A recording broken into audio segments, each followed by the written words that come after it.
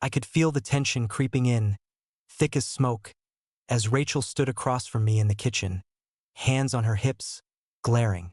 She'd been going on for a while about some shopping spree she'd just come back from, how she deserved it, and how I just wouldn't understand. I had heard enough. "Seriously, Rachel, you spend like we're swimming in cash," I said, running a hand through my hair, trying to stay calm. "Oh, please," she scoffed, rolling her eyes. "You're just mad 'cause you can't keep up. Newsflash, Greg. I could replace you in 24 hours if I wanted to." The words hit me like a punch to the gut, and my brain went into overdrive. A part of me wanted to say something smart, like prove it, but another part of me, the part that was getting so damn tired of everything, decided it was time to stop pretending. "Prove it," I shot back, no hesitation, no second thoughts. Rachel's face twisted into a smug smile. "Oh, I will," she said, stepping closer. "You're pathetic. No one else would put up with you." That was it. I'd had enough. I grabbed my jacket from the back of the chair, the anger bubbling up. "Fine. You want me gone? I'll go." She smirked as I grabbed my bag, the smugness in her voice rising. "You'll be back in a day, Greg. No one's gonna deal with you. Not even Emma." That name stopped me in my tracks. Emma, Rachel's best friend. She'd been quiet during our whole relationship, always in the background. But for some reason, her name stung more than Rachel's insults. Just as I was walking out the door, my phone buzzed in my pocket. It was a message from Emma. "Stay with me tonight. You're better off away from her." My door's open. I froze. Emma had never once made a move on me, never hinted at anything. But this felt like a lifeline. I stood frozen for a second, staring at my phone, unsure if this was real. Emma, Rachel's best friend, was offering me a place to stay. My mind was racing as I pressed my thumb on the screen and typed out a quick reply. "Thanks. I'll be there soon." By the time I got to Emma's apartment, it was a little past 9. I wasn't sure what to expect, but I wasn't expecting the soft, laid-back vibe that hit me when she opened the door. She was wearing an oversized hoodie, her hair pulled up in a messy bun. It was nothing like the perfect, polished image Rachel always raved about. No high heels, no flawless makeup, no designer anything. Just Emma, looking like she had been living her life without trying to impress anyone. "Hey, come in," she said, stepping aside and letting me through. I followed her into the living room, which was cozy in that way only a place that feels lived in can be. "Thanks for this," I muttered, not sure what else to say. Emma just nodded, her eyes a little softer than usual, like she knew exactly how broken I felt. She gestured to the couch. "Sit down. Want something to drink?" I shook my head. "Nah, I'm good." We both sat in silence for a while, just the sound of the refrigerator humming in the background. It felt strange, not the comfortable silence I was used to around Rachel, but one that was heavier. Emma finally broke it. "You okay?" she asked, her voice low but steady. I laughed, but it wasn't a happy laugh. "Does it look like I'm okay?" She gave me a small, sympathetic smile. "Fair enough." I ran a hand over my face, suddenly feeling exhausted. I don't even know what happened. One minute we were fine, and then Emma waited patiently, her eyes calm but attentive. It was a relief, honestly. I didn't have to pretend like everything was fine. "She's been like that for a while, hasn't she?" Emma asked, leaning forward just slightly, her tone soft but firm. "Manipulative. Controlling." I nodded. "Yeah. I didn't see it, you know? Or maybe I didn't want to. But the last couple months, something felt off." Emma's gaze sharpened for a second, like she was considering something. She stood up without a word, walked over to the coffee table, and grabbed her phone. She came back, sat down, and handed it to me. "What's this?" I asked, confused. "Look through it," she said quietly. I hesitated but took the phone. The screen was filled with screenshots of texts from Rachel. I scrolled through them, and the more I read, the sicker I felt. Rachel's messages were all about keeping me around as a backup, how she was still looking for someone better, but didn't want to be alone in the meantime. There were messages talking about how I didn't bring enough to the table, how I didn't measure up to some guy she met at a bar. But the worst part? There was one where she straight up said, "If Greg gets in my way, I can just get rid of him. I'll find someone new by tomorrow." My stomach dropped. I felt like I had just been slapped across the face. I didn't know," I said quietly, more to myself than to Emma. My hands shook slightly as I passed the phone back to her. Emma took the phone without a word, her expression unreadable. "You didn't know, but you knew. You always knew on some level. She kept you around for convenience. It was never about you. It was about her." I swallowed hard, feeling a sting in my chest, but also something else, relief. A sick relief. I had been living a lie, letting myself believe I was enough, that I meant something to Rachel. "God," I muttered, leaning back on the couch. "I feel like an idiot." "You're not an idiot," Emma said firmly. "You're human. You wanted to believe in the person you loved. Nothing wrong with that." But there was something in her eyes that made me feel like she wasn't just talking about Rachel. Like maybe she was talking about me too. And it made me wonder, maybe she had always known what I hadn't. I ran a hand through my hair, my thoughts a tangled mess. "I don't even know what to do now." Emma set her phone down and turned to me fully. "You take a step back. You let the truth sink in, and you start putting yourself first. You deserve better than her. Better than all of it." I looked at her, and for the first time in a long time, I felt like I might be able to breathe again. Emma wasn't giving me some inspirational pep talk. She wasn't trying to sugarcoat anything. She was just real. And for the first time, I felt like maybe she wasn't just Rachel's friend anymore. Maybe she was something else, something I hadn't been willing to see before. I spent the next few days in this weird, numb haze.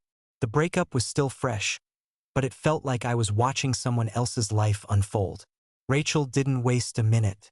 It was like she'd made a decision to prove me wrong, to show the world how quickly she could replace me. I wasn't surprised when Emma started texting me updates, though part of me didn't want to know. But the other part of me couldn't look away. Rachel's going full throttle on social media. Just posted a pic of her in a super low-cut dress. Captioned, "Who needs a man anyway?" I rolled my eyes, not even bothering to respond. The picture wasn't subtle. It was like she was trying to grab anyone's attention, desperate for validation, but I wasn't about to comment on it. 2 hours later, another text buzzed in. "She's all over the dating apps, flooding them. Hundreds of matches already." I snorted at that. Rachel wasn't shy about being seen, and now it was clear how much she needed the world to notice her. "Is she still pretending she's fine?" I asked Emma, half smiling at how ridiculous it all was. "Pretending? She's dying for people to know how over you she is. But the desperation is so thick you could cut it with a knife." I could hear Emma's dry humor in that, and it made me laugh even though part of me felt bad. I couldn't shake the feeling that Rachel's rapid-fire efforts were a little pathetic, a little sad. But I kept quiet, not saying much. Every time I saw Emma's updates, I felt a mix of amusement and pity, like watching someone set their own house on fire just to see if they could handle the heat. It didn't take long for Rachel's attempts to grow more absurd. I got another text from Emma about her disastrous date with some guy she'd met on one of the apps. She showed up in a full-on cat costume for a date. He was freaked out, but she's still convinced it's a quirky thing to do. I groaned, shaking my head. "She's... what? A cat?" "Yep. Full ears, whiskers, the whole thing." "You can't make this up," Emma replied, and I could almost hear the eye roll in her words. I laughed, but it wasn't happy. It was more like the kind of laugh you give when you realize the person you thought you knew has completely fallen apart. The next few days were a blur of updates from Emma, each one worse than the last.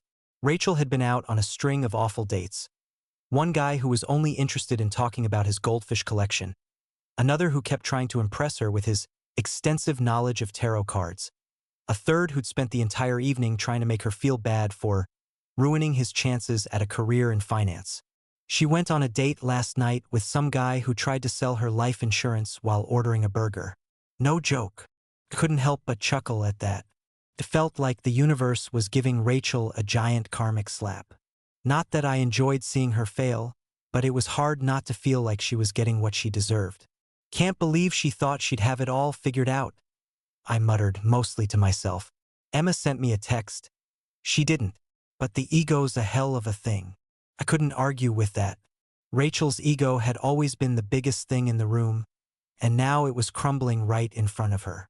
Every time I heard about another disastrous date or another ridiculous stunt she pulled, it hit me a little harder. Not because I cared anymore, but because I finally saw how much of a lie it all was. I'd been living in her shadow, trying to prove I was good enough, when all along, she was just out for herself. But as much as I felt like an idiot for staying so long, I couldn't help but feel a little bit of relief. This was Rachel in all her glory. Her bravado had never been more exposed. Emma and I kept up our sarcastic commentary over the next few days, but it was clear Rachel wasn't handling it well. Her posts became more frantic. The photos of her out at bars, trying to look carefree, turned into even more desperate pleas for attention. It was like she couldn't stop digging herself into a deeper hole, even though the whole world was watching. She's a train wreck, but at least she's entertaining, Emma texted me one afternoon. And for once, I didn't feel the need to answer, because it was true. Rachel was entertaining in the way you can't look away from a disaster. But watching it unfold didn't sting anymore. In fact, the more I saw of her, the more I realized how little I actually missed. In the back of my mind, I couldn't stop wondering, how did I get so wrapped up in this? But that was the past.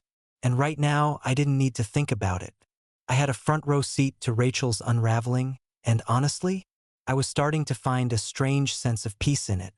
Rachel's bravado was finally crumbling, and I couldn't help but think, this was the real her, and I didn't need to be part of it anymore. It didn't take long for Rachel to escalate. Every day, it felt like she was sinking lower and lower, and all I could do was watch from a distance. Her posts on social media went from upbeat and confident to straight-up desperate. She started flooding her feed with tear-streaked selfies, captions about heartbreak and betrayal, like she was trying to rewrite the story and make herself the victim. But the thing was, I wasn't buying it. Neither was Emma. Rachel started texting me too, but it wasn't just one number. It was like she had a whole team of fake accounts set up. Her messages ranged from begging for forgiveness to accusing me of being the one who ruined everything. I was trying to help you, Greg. I didn't deserve this. You can't just throw everything we had away. Please just come back. We can fix this. I didn't reply, not a single word. Each text made me feel more disgusted, like she couldn't even own up to the fact that she was the one who pushed me away.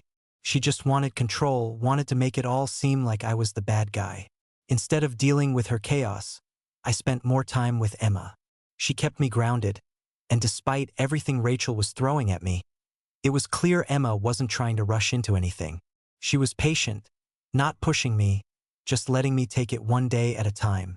You don't have to rush anything, Greg, she told me one night as we sat on her couch, the quiet of the apartment settling around us. I know you're not ready for a new relationship, and I'm not asking you to be, but I am here, whenever you're ready. I wasn't sure what I was ready for, but her calm presence was a huge relief. I could just be me around her. No expectations, no drama. Just two people hanging out, talking, not pretending to be something we weren't.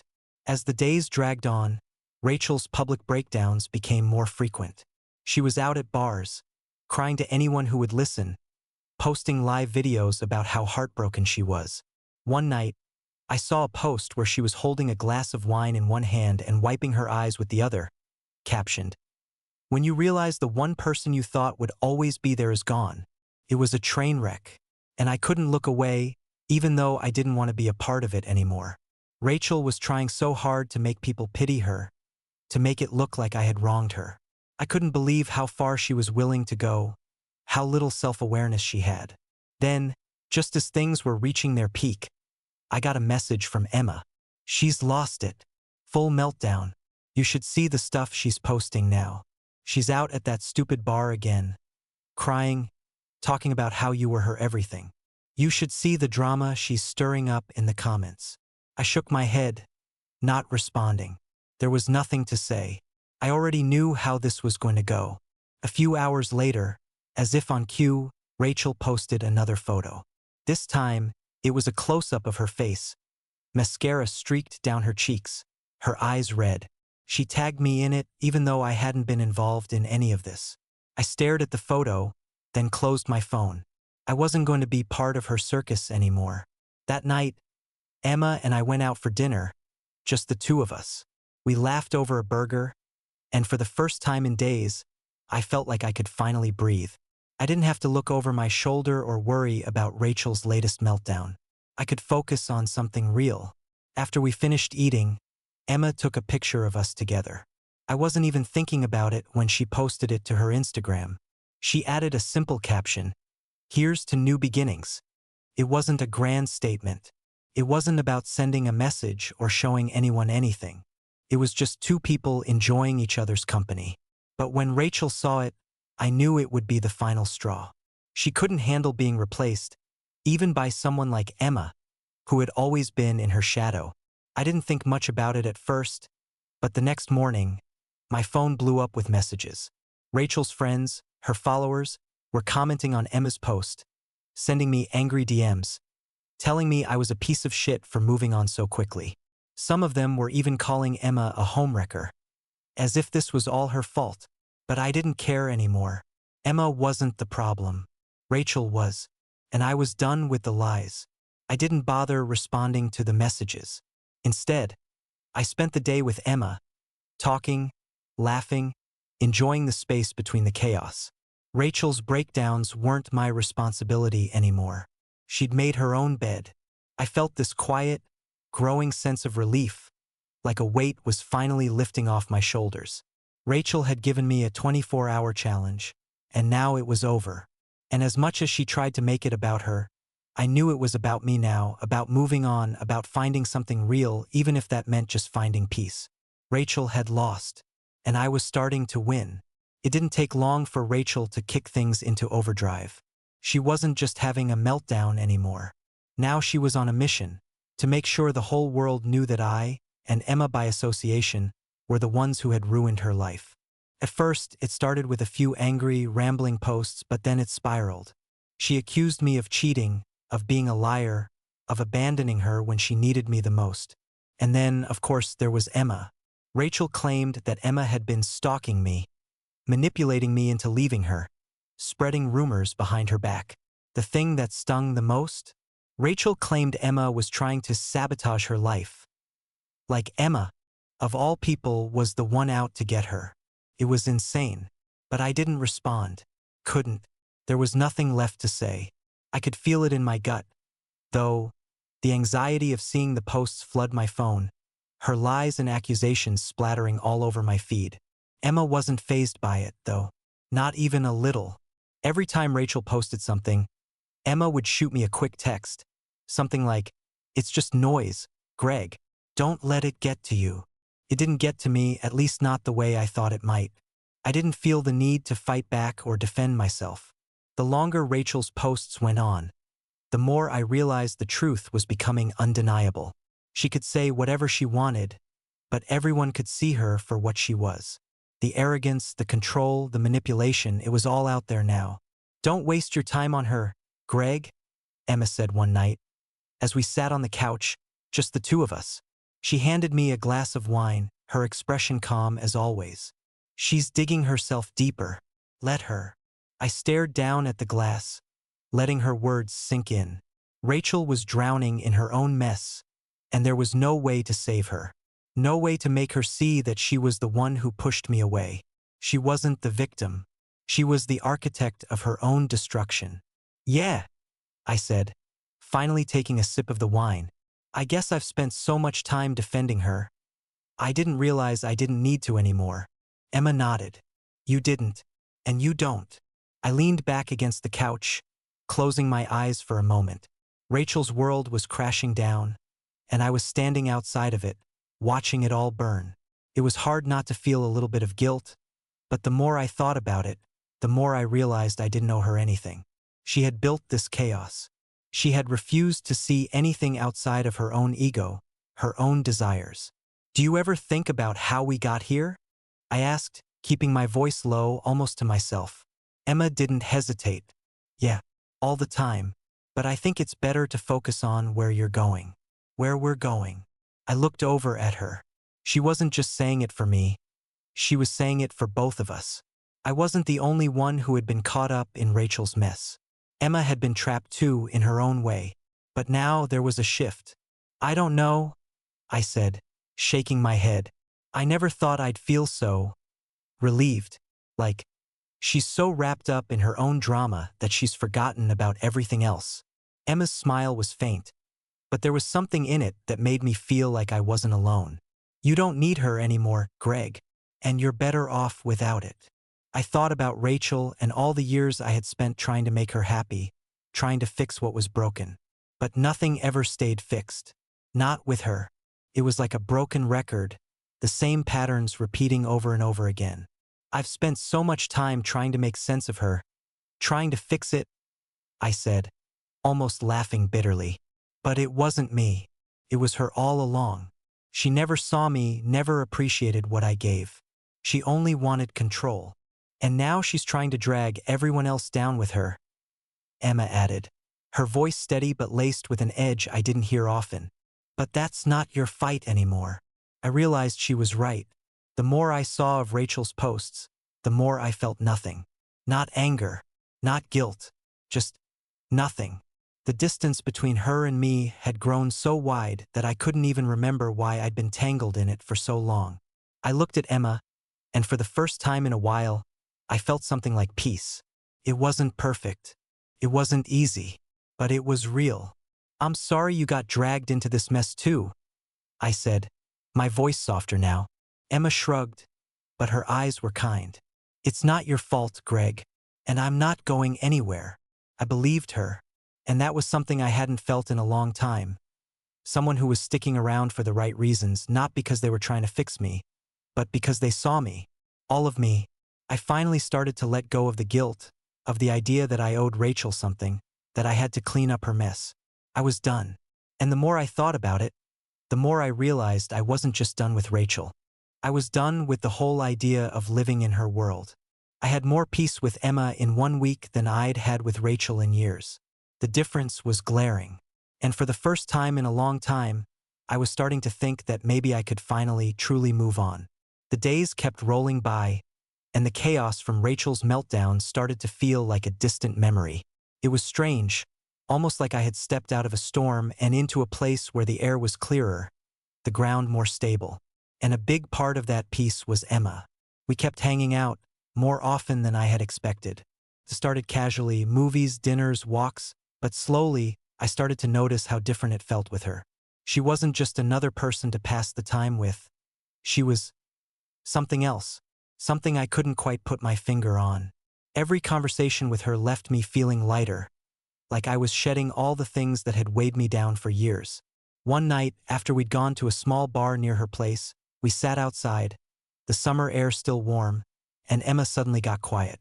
She was fiddling with the edge of her drink, looking out at the dim streetlights like she was somewhere else. "What's on your mind?" I asked, leaning back in my chair, watching her. She hesitated, then gave a small, almost tired smile. "I've just been thinking about everything that's happened with Rachel. And, well, about me too." I raised an eyebrow, wondering where this was going. "What about you?" She met my eyes for a second, her gaze steady but not easy. "I spent years just standing in her shadow, you know? Always there to back her up, to fix whatever she broke, to be the one who just went along with whatever she wanted. I thought if I just kept doing that, she'd appreciate me. But it never worked. She never saw me." I swallowed hard. I didn't expect to hear this from her, but I understood. I knew what it was like to lose yourself in someone else's chaos, to keep giving and giving until you had nothing left. "I think I get it," I said quietly. "I've been there, giving everything, just to keep things from falling apart." Emma nodded, taking a deep breath. "It wears you down. After a while, I didn't even know who I was anymore. I was just Rachel's sidekick, and I thought if I just stayed loyal, if I just kept her happy, I'd find my place. But I lost myself in the process." Her words hit me harder than I expected. I knew Rachel had always been the center of attention, But I hadn't realized how much it had taken from Emma, how much she'd given up just to keep things running in Rachel's world. I thought back to my relationship with Rachel. It felt like a lifetime ago, but the more I thought about it, the more I realized how much it had drained me too. The constant trying to please her, trying to meet her expectations, trying to keep the peace. None of it had ever been enough. Rachel never seemed satisfied, never seemed to notice when I was drowning. And I had stayed. I had kept fighting for something that wasn't real, something I couldn't fix. I leaned forward, elbows on the table, letting the weight of it all sink in. I never realized how much I was giving up for her. I was so focused on trying to be what she needed, I never took a step back and asked myself what I needed, what I wanted. Emma looked at me, her expression softening. It's hard to see that when you're in the middle of it. But now that you're out of it, it's easier, right? I nodded slowly. It was hard to admit, but it was true. My relationship with Rachel had always been about her needs, her wants, and I had been so caught up in that I lost track of myself. But now I was starting to see what I needed, and that felt different. We stayed quiet for a few moments, just sitting there with our thoughts. The buzz of the bar around us felt miles away, like we were in our own little bubble. It was the most peaceful I'd felt in months, maybe even longer. Finally, Emma broke the silence. You're not the same person you were when you were with Rachel, Greg. You've changed. You've been through hell, but you're not that guy anymore. Her words struck me in a way I wasn't expecting. I hadn't thought about it that way, but I could feel it. How much I had changed, how much I had grown since Rachel. I wasn't that same guy who was just hanging on, trying to make things work in a relationship that never could. I wasn't the guy who felt small, who felt like I was drowning under the weight of someone else's needs. And the more I spent time with Emma, the more I realized how different this felt. There was no pressure, no expectations, just two people trying to figure things out. Yeah, I said quietly, more to myself than to her. I think I've changed too. We sat there for a while longer, the conversation drifting in and out, mostly lighthearted. But I knew something had shifted. It wasn't just about getting away from Rachel anymore. It was about moving towards something new, something better. Maybe with Emma, maybe on my own. Either way, for the first time in a long time, I felt hopeful about the future. I wasn't sure where I was going yet, but I knew one thing for sure. I wasn't going back to the past. I had finally let go. And for the first time in forever, I felt like I could breathe. Rachel's attempt to find herself didn't exactly go as planned. It wasn't like I was paying much attention to her anymore. But Emma kept me updated. She wasn't just watching from the sidelines. She was getting the front row seat to Rachel's slow-motion train wreck. Every time I checked in with Emma, she'd send me the latest in a long series of Rachel's failures. She went on a date with a guy who brought his mom. Not even kidding. Emma texted me one night, followed by a laughing emoji. I didn't laugh, though. It just made me feel kind of sad. Rachel had thrown herself into this series of half-hearted relationships, trying desperately to prove that she wasn't stuck, that she was fine without me. But it was clear now she wasn't fine. She was spinning in circles, grasping at anything that would keep her afloat. Each date she went on seemed more awkward than the last, with pictures popping up on her social media showing her fake smiles next to guys who clearly had no idea what they were getting into. But it wasn't just her dates. Her captions were growing more desperate by the day. This is what happens when you let people walk all over you. I deserve better than this. Just wanted to say sorry to anyone I've hurt. I'm just trying to find myself. Okay? I didn't even feel angry anymore. I just felt tired. Tired of watching her unravel. Tired of seeing her try to twist everything into a story where she was the victim. Then, one afternoon, I got a message from Tim, a friend of mine who had known Rachel from way back. Yo, you might want to hear this. Rachel's past is catching up to her. Some of the stuff she told people about her job. It's all coming out. Apparently, she made up a lot of what she told people about her career. I sat there, staring at the screen for a second, processing. I had always known Rachel liked to embellish things, to exaggerate the truth to make herself seem more important, but I didn't realize how deep it went. Apparently, she'd told people she had connections that she didn't, had lied about her role in certain projects. Tim even mentioned that she'd been claiming a position she never actually held. Her career was built on a foundation of lies, and now it was all falling apart. I felt nothing. There was no anger, no desire to get involved. It was just more proof that Rachel had been playing everyone, me included. And maybe, just maybe, I had dodged a bullet by walking away when I did. As much as I didn't want to get tangled up in her drama anymore, I couldn't ignore how her collapse affected everything around her. People had started to notice, to piece together her web of lies. I started hearing things through mutual friends, how her reputation was starting to tarnish. No one trusted her anymore, not even her closest circle. But what really struck me wasn't just the gossip. It was the fact that Rachel had pushed so many people away with her selfishness, her inability to see anyone but herself. She had burned every bridge she could, and now there was nothing left but the ashes of the life she'd tried to build. I thought about it sometimes, usually late at night when I was alone, when the world around me was quiet. I had spent so long trying to please Rachel, trying to be the guy who made things work, who could fix her. But in the end, she was the one who had broken everything. Not just with me, but with everyone. And it wasn't my fault. I'd spent years chasing someone who couldn't even see me. But now, with Emma, things were different. We were building something that felt solid, grounded. There was no pretense with her. No desperate need to perform, to pretend to be someone I wasn't. With Emma, I could just be myself. No games. No drama. One night, we were sitting in her living room, our legs tangled on the couch, a movie playing in the background that we were both ignoring. Emma was talking about her work, and I was listening, but honestly, I couldn't stop thinking about how far Rachel had fallen. "Does it bother you?" Emma asked suddenly, glancing at me as if she knew where my mind had drifted. I thought about it for a second. "It did at first," I said, my voice quiet. "I used to care a lot about making sure she was okay, about trying to fix things. But now, I don't know. It just feels like watching a car crash in slow motion. You can't do anything about it, and at some point you just stop looking." Emma nodded, her expression soft, but her eyes sharp. "I get it. You can only give so much before it breaks you. And you've already been broken for a while, Greg. It's good that you're starting to see that." I didn't say anything for a moment, just let her words settle. The weight of it was still heavy, but less so now. I wasn't the person I had been when I was with Rachel. That guy was gone, buried under all the lies and games. I was something else now, someone who could stand up for himself.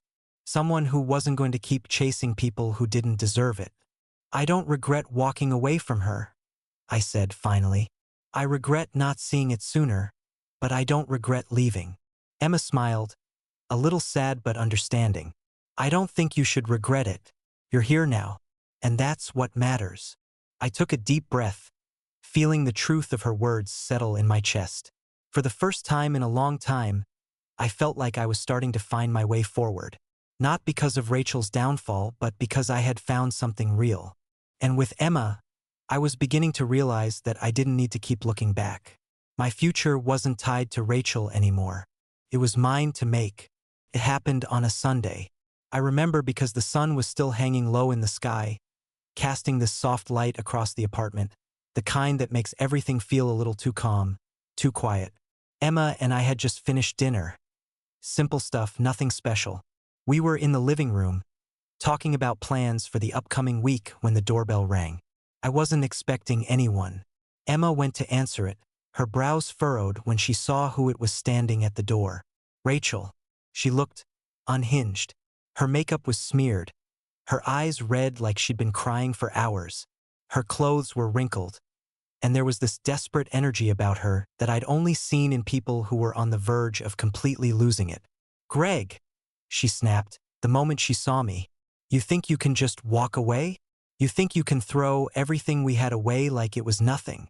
I didn't respond, didn't even move. I was beyond done. Rachel shoved past Emma without any real apology, stumbling into the living room like she had every right to be there. She was shaking, her breath uneven. "You've ruined my life. You abandoned me for her." She pointed a shaky finger at Emma, who was standing by the door, her arms crossed, calm but clearly done with this nonsense. I didn't abandon you, Rachel. I left because I couldn't keep trying to fix something that was already broken, I said quietly, my voice steady. I was tired. I didn't feel any anger anymore. Just resignation. Rachel's face twisted, but her voice was a screech now, high-pitched. Oh, that's rich. You act like you're some kind of hero for leaving me, like you were too good for me. But you've replaced me with her. You think I didn't see it coming? This whole thing? You two, together, behind my back. Rachel? Emma cut in, her voice smooth but firm.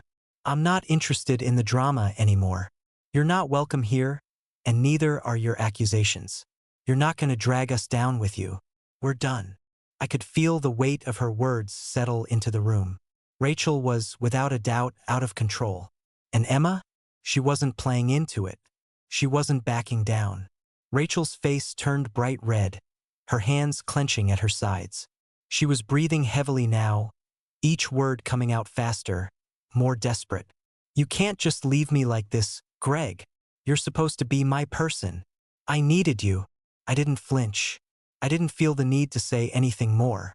Rachel had made it clear who she was all along, and it wasn't my responsibility to save her anymore. She wasn't my problem. Emma stayed where she was, quiet and firm, like a wall Rachel couldn't get through.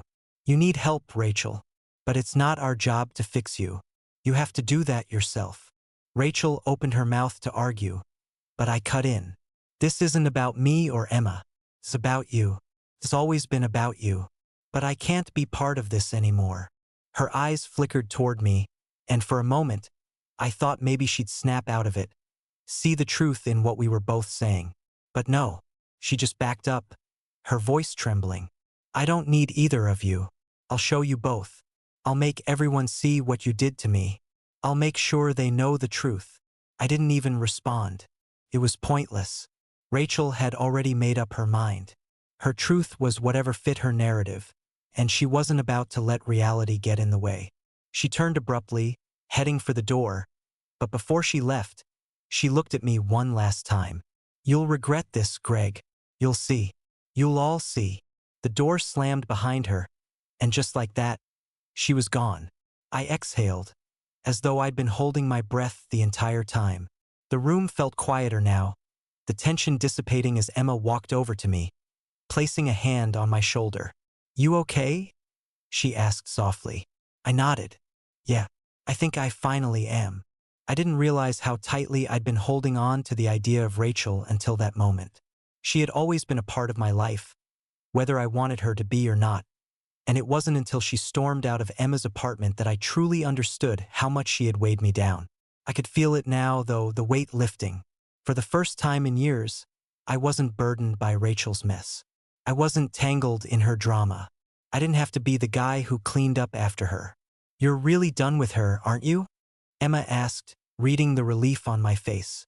I think I've been done for a while, I said, more to myself than to her. But now I'm really done. We didn't need to say anything else. We didn't need to make big statements or promises.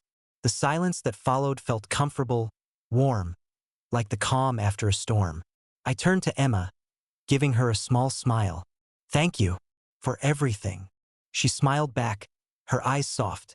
I'm just glad you're finally seeing things clearly. As the evening wore on, we didn't talk much more about Rachel. We didn't need to. What mattered now was us, what we were building, what we were starting together. For the first time in a long time, I felt like I was in control of my own life, of my own happiness. And as much as Rachel tried to make me feel guilty, to make me doubt my decisions, I knew now. This was the right choice. I wasn't going back to the past. Not with her. And not with anyone who didn't see me for who I really was. I had finally broken free.